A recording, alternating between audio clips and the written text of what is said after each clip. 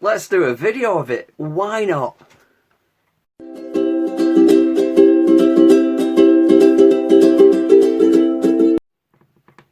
Hey, welcome back to Man Cave Workshop, and thank you very much for joining me again. Okay, we got another radio, a dusty one, on the bench, and as you've probably seen in the description, it is a Harrier model RP71 Harrier. Now, I've had this radio for quite a number of years, and it's been sat in storage. It was one I bought, like I say, a while ago. I never paid much attention to it. But I dragged it out, and I quite like the simplicity of it because it's an FM only radio, and it looks really stylish, in my opinion anyway. I think it looks pretty smart, and it looks in very good condition, this one. That's why I fell for it and bought it. Made in 1972, and let's just have a look at it, eh? Let's get it in shot, let's get it in right in the centre of the shot, and try not to get the fluorescent light reflecting on this wonderful shiny dial face. Okay, so it's got an on or off button. Did I say again? It's got a tone button. It's got a tuning button.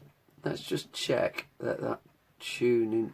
I couldn't see the tuning needle then, but there it is, popping in and out, and it runs really freely all the way up. And this dial face, it seems to. It shows here, and then there's, I don't know if you can see that. Oh, no, can you?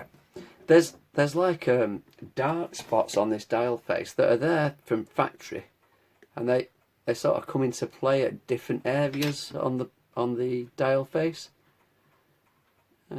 Wind it down, you can see what I mean. So there you can see in that spot, I hope you can anyway, you can see the hole of the needle, and then that's pretty cool. It sort of flicks in and out of view where they want you to see it. That's pretty cool, isn't it? It's got one station marker. Not sure if these need to have, should have had more, or need to. Well, they probably don't need to, but I'll be having a look at on the internet to see if there's perhaps some missing off this one. Aerial looks good, all nice and original. These all feel free, handle's good, and on this end, now they do these in, this is like a wood finish on the teak ends, but I think they do them in like a cherry colour as well. I know they do the Harrier Autocrat Mark II, not the Autocrat, the Mark II, which is almost, I think it's identical the case, but it's a medium wave and a long wave radio only.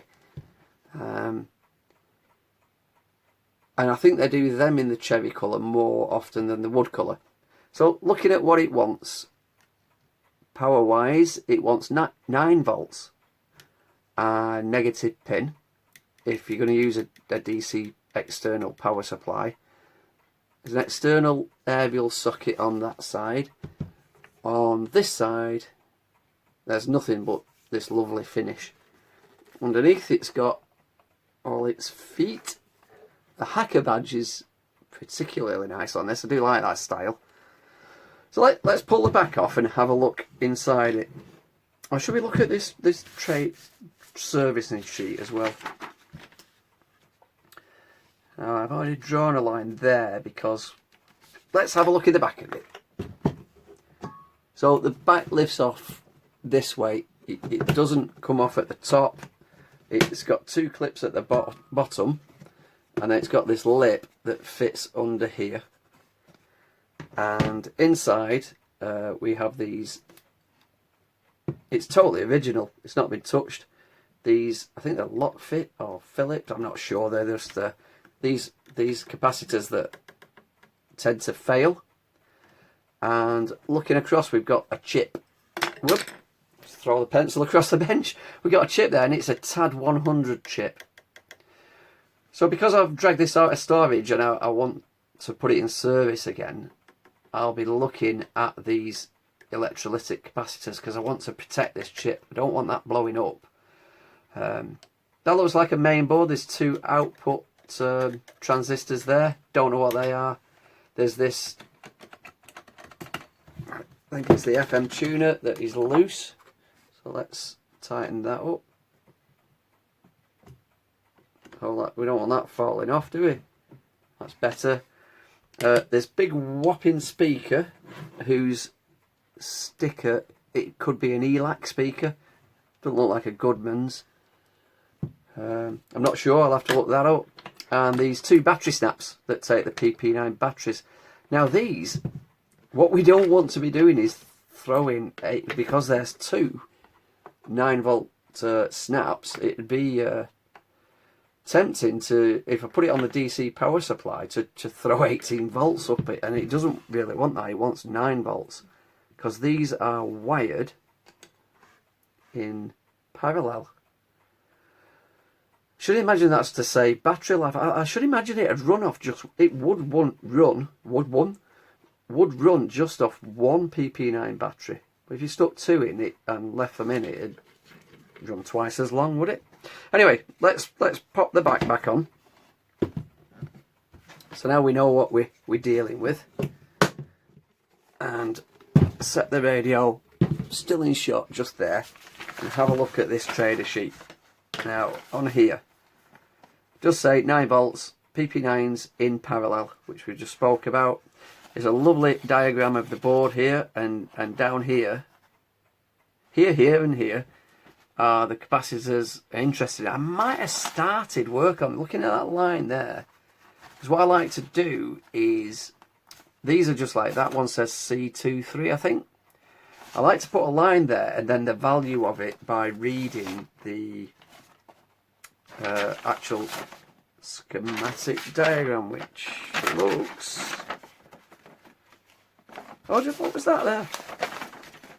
Ah, that's what I was talking about. So the autocrat similar case that's just medium wave and long wave is the model RP73. I have to have a look out for one of them to match up with this set. So we can have so we can have medium wave, long wave on the autocrat and FM only on the Harrier. Right, let's have a look at this.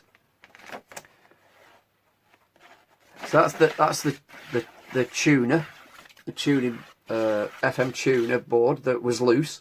I looked at, and that there is that TAD 100 chip.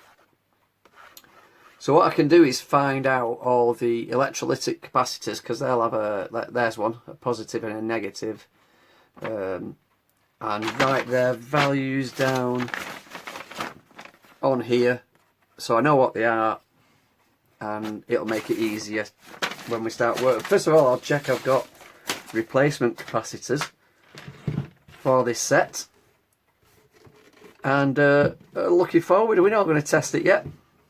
I do know 3 or 4 years ago it worked. I should imagine it still does. But what we'll do in the next video, we'll give it a test, and we'll start dismantling it to have a look at the values that the capacitors in there reading. Because like I said, we want to protect this TAD 100. We don't want that blowing up, if it already hasn't, of course. And on this, we'll follow this dismantling procedure. So there we go, that's first look at this Hacker Harrier. I hope you join me in the next video when we'll dismantle it and delve a bit deeper.